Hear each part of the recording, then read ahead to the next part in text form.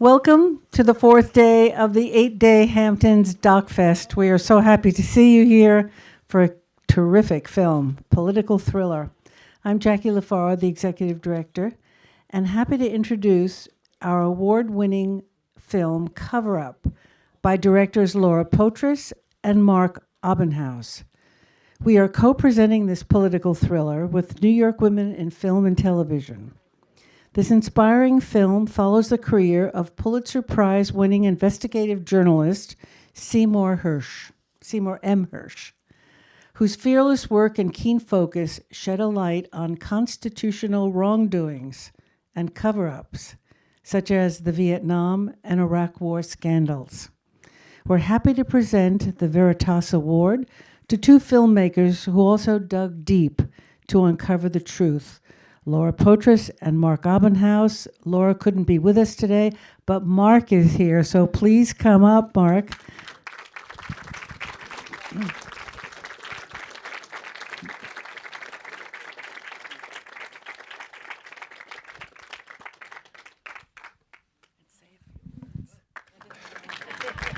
Thank you. I first of all appreciate you all being here, and I want to thank the festival and New York Women in Film for hosting this event. And I have to add something I just said at a little lunch. I'm a local, so it means something special to me to be here and showing our film here in the Hamptons. I live and have for many years in the Springs, and this is home. So thank you all for coming. I really appreciate it. Yeah, I would just say that I know that Laura and Cy would like to be here. We sort of divide our efforts.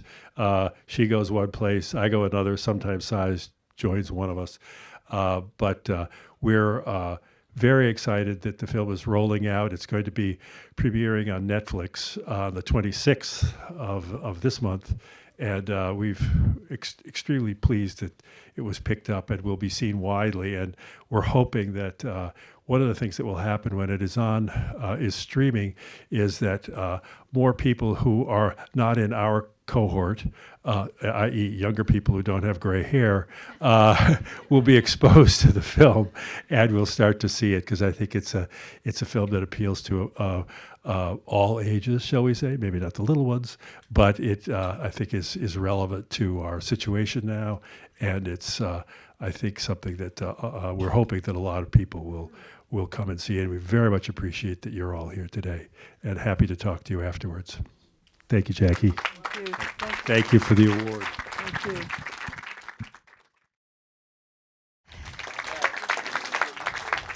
Sit here.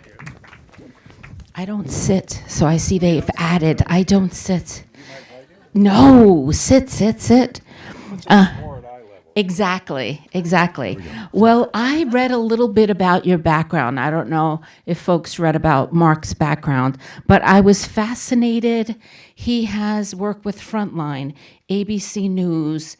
He has worked on a series for PBS for Frontline called Abortion Clinic. He has done stuff for Great Performances. He has worked and collaborated with Bob Fosse.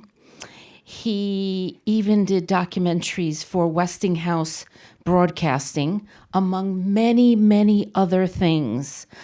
He's received enormous accolades, Emmy Awards, DuPont Columbia Awards, University Awards, the Robert F. Kennedy Journalism Award, the Writers Guild of America Award, among many other things.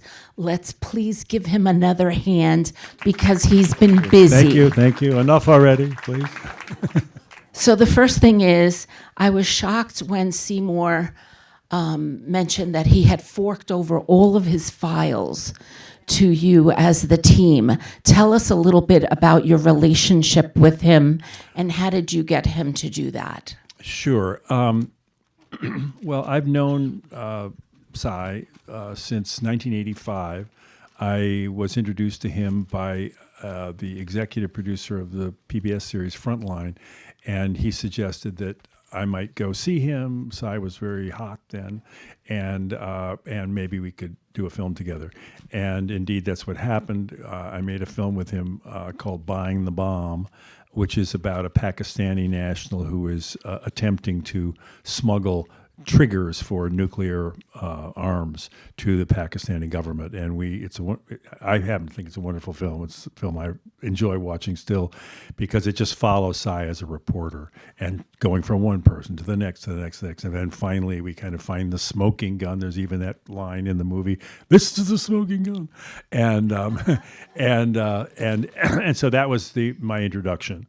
And we remained friends after that, and I made 2 other films with him, and then a few other aborted process films. But we were friends, and so that's the foundation of our relationship. And in these many years, I've come to know quite a few of his sources, and I was sort of privy to the some internal reporting that he's done over the years. And so he had a lot of confidence in me and trusted me. And so when we were cooking up a film, he and I, when COVID hit, and we sort of it all fell apart. We lost the funding during COVID. And that film was something like this film, although the root of it, the through line, and the way Gaza is the through line in this, the through line in that film was going to be more about Vietnam. There's a lot of more information about My Lai, which is a whole other story, but it's quite shocking that material that was covered up was in fact covered up until just a couple of years ago. Anyway, so we had a foundation of trust. And so when Laura came on board, we agreed that we would work together, and that gave Cy some sort of confidence, I think, and of course their relationship grew over time. But initially, it was trust was put in me, and so the idea was we would have access to his files or his records, and you kind of get a picture of it from the film. That means just mounds of paper and boxes and everything under the sun. And it was, once he signed on, it was, you guys, I trust you, though he says in the beginning he doesn't, but he grew to trust us, and gave us sort of free rein over his files. And that one of the things I say about this film, and I want to stress the collaboration of so many people, but one person in particular, a woman named Olivia Streisand, she is responsible for 2 things, and you'll understand, I think, how important they are. One is the wonderful archival footage which runs throughout this film. Much of it, as long as I'd known Cy, as much as I had done some films with him, I had no idea the depth and breadth of that material, and we benefit tremendously.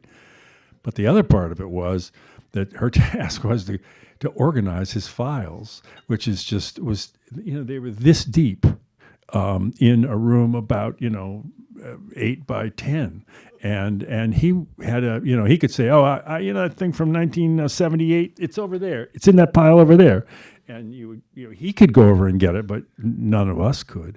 So she took on the task of organizing that, and I think it contributed tremendously to the film you see, because we were able to, at various points when we're interviewing him, it's based on multiple interviews with him. We were able to bring, here, look at this file, look at this file, look at this handwritten set of notes you had, and it really created a very unusual working environment for us as interviewers, and to have access to that and be able to prod him with this material. It was really quite extraordinary. This is my 3rd time watching the film, and God as bless. I watched it over and over, he got sexier and sexier to me, because an American who believes in really finding out the truth of what is going on is the sexiest thing to me ever. Is this being recorded? So I have to ask you the question, What Is he sexy? No, he is sexy to me. How many ladies out here had that feeling that as you watched him, he just became sexier, right? So one question, he's like laughing. So one question I have is, what is not in the film that you could tell us about Seymour Hersh? Well, most you gather his personality. I think it captures Cy pretty well. He is a person of tremendous energy and tenacity, obviously, but he's also quite lighthearted and funny, and can laugh at himself or make people laugh at him. So he's an unusual character in that way, and I think the film. I hope anyway. It gives you a sense of the dimensions of his personality. So I don't think that aspect of it. I think the thing that there are stories that are not in the film. We determined going into the project that we were going to make a 2-hour film. It wasn't going to be 3 hours. It could be. It could easily be. It could easily be. A multi-part series, but we had our own definition of what we wanted to do, and that was a 2-hour. I think this is an hour and 57 minutes, something like that. So it meant that we had to. There are stories that are not in the film there, and everyone of us who worked on it has a favorite, and the favorites are not here. So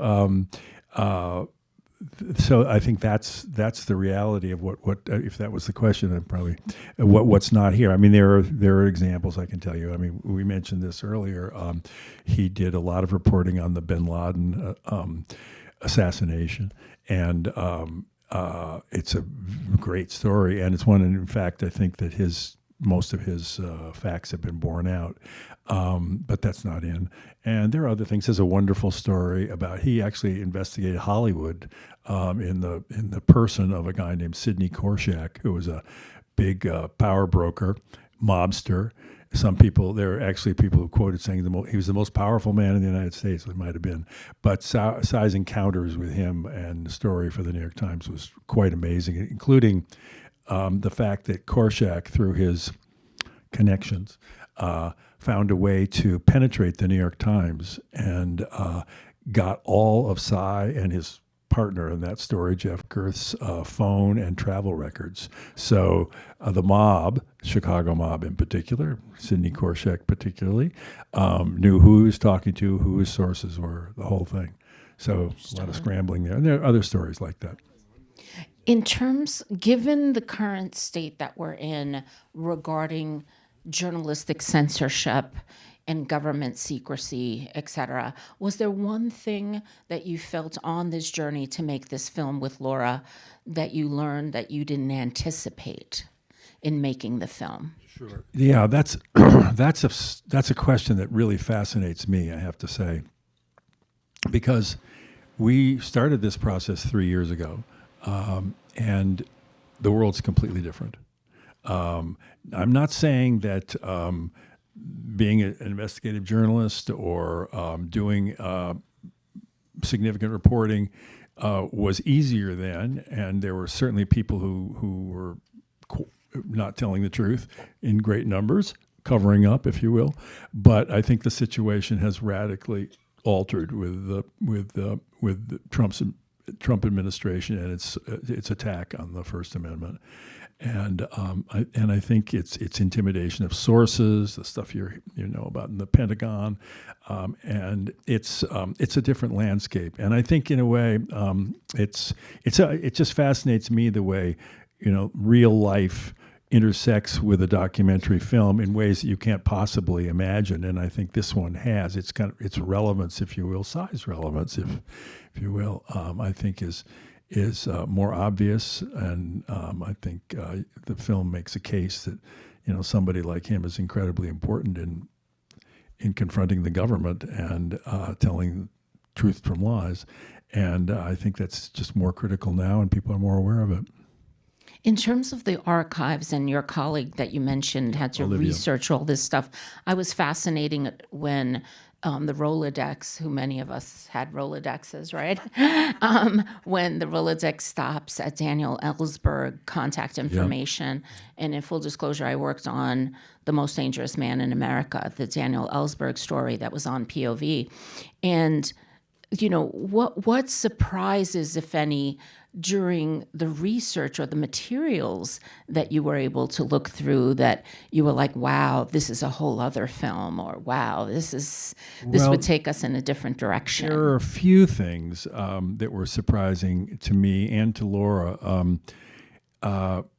One was that there's a section in the film where we talk about the family jewels, the very list of allegedly 600 pages long of various illegal activities on the part of the CIA.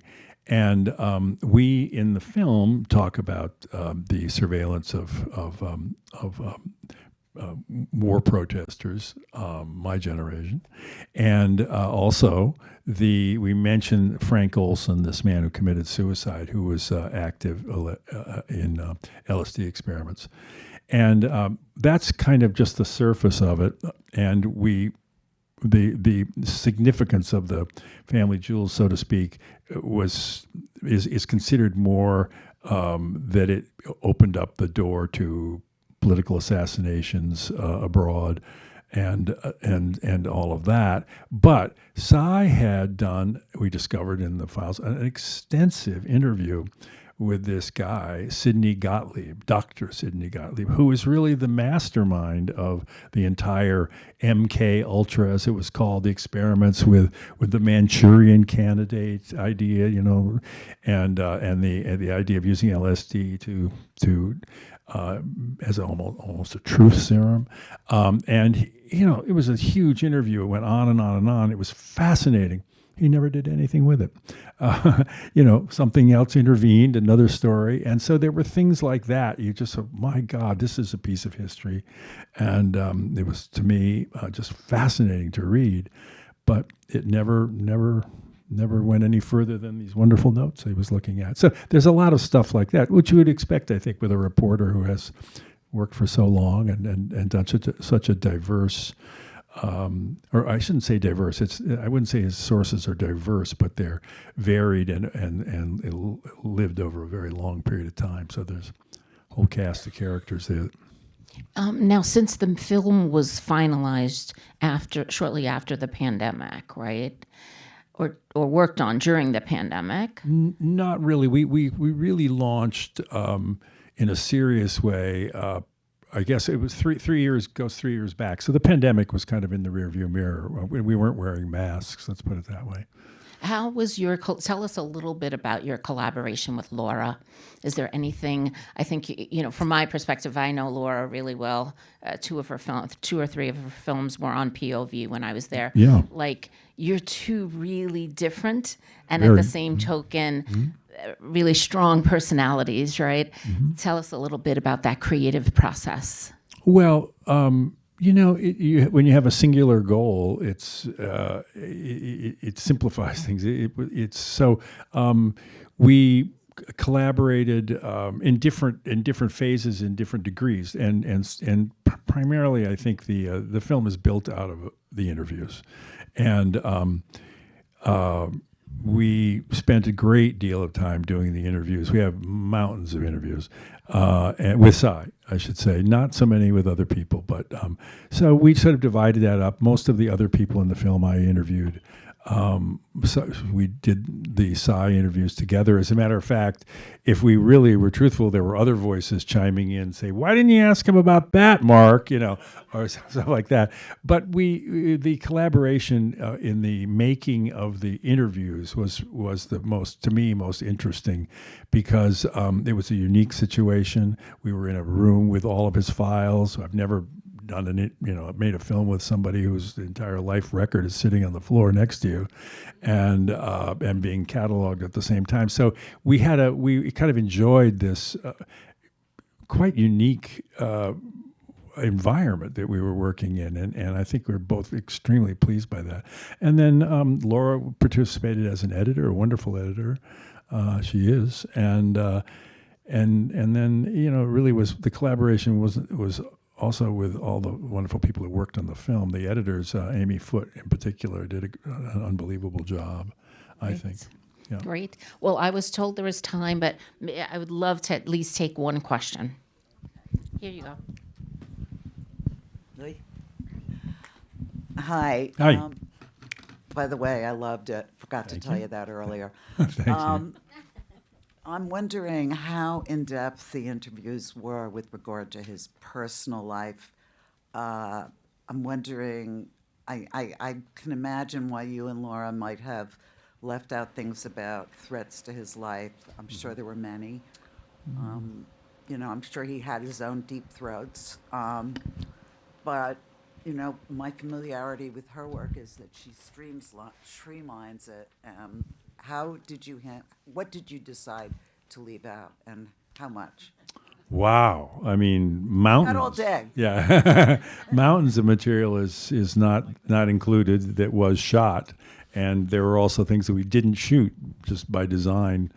So I don't know if that's how to go into depth with that. But I think, as I mentioned earlier, there are these stories that we all knew, or I certainly knew, and they were. We just decided once we edited everything, and then we put it together, and we okay, that story is not as good, or that story doesn't fit, or the normal kind of editing decisions that you make. I do want to just say one thing though, just about the beginnings of your remarks about threats and so forth. I don't think Cy would say that he has felt threats. I think they existed. I know of a couple. Pardon? No, I don't think so. There's this wonderful moment in there where it's a Diane Rehm show where he gives his phone number, and it eventually elicits Camille Sapio's participation in the film. But it also opened him up to phone calls, and he got harassing phone calls. I mean, but you can imagine today, by today's standards, it was minuscule.